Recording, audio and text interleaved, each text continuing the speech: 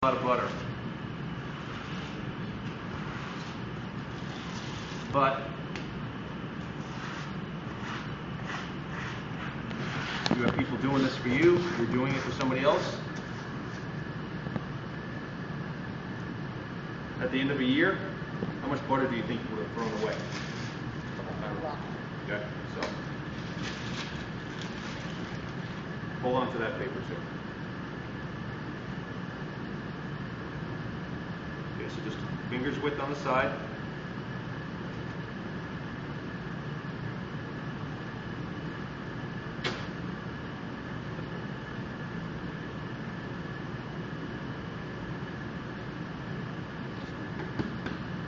So it matches up nice in the middle. The dough is right against the butter on the edge. There's no kind of gap in between there. Okay. Nice and square. So the butter is completely closed in. All right. Now this is what I refer to as the seam. The seam always needs to be pointing away from you, or perpendicular to the edge of the bench. Okay. This is important when you roll it out, because this determines how the dough is getting rolled out when you start to fold it. If you do it this way and you roll it out and then you fold it again, you're going to have that seam in there the same direction each time, and the butter is not going to be evenly distributed. So each time you fold the dough, it's going to produce a seam where the dough is overlapping. You need to turn that 90 degrees so that it's, when you're rolling it out like this, you're rolling in that direction. Okay? So you fold the dough over the butter, lock the butter in, essentially, is what that's referred to. So now you begin the process of creating those layers. Just at first, gently work that out. Okay?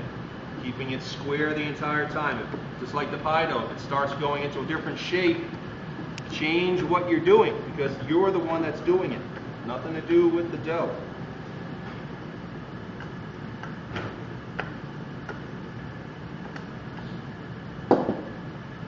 Okay, so it's kind of barreling out there a little bit in the middle. So I'll turn this like that a bit. Roll these edges out so that you have a straight, long rectangle. You're going to roll this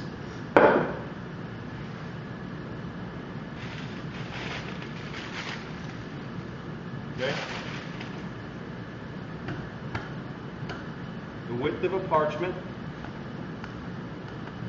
and however long it needs to be, so that it's at ½ inch thick.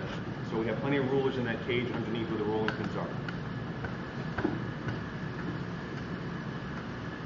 Okay, or you have a ruler with you. Make sure that you dust the bench enough so that it does not stick.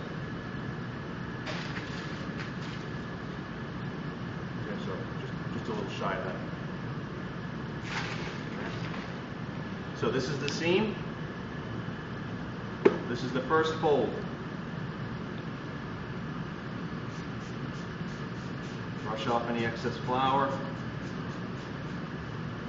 That's one.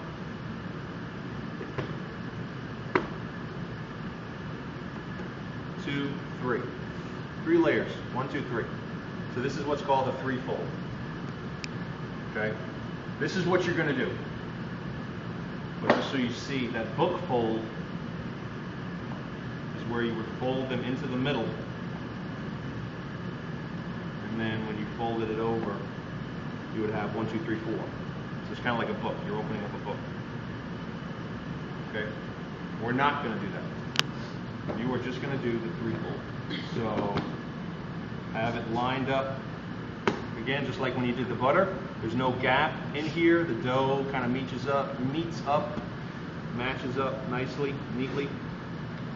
If you need to open it back up again and reposition,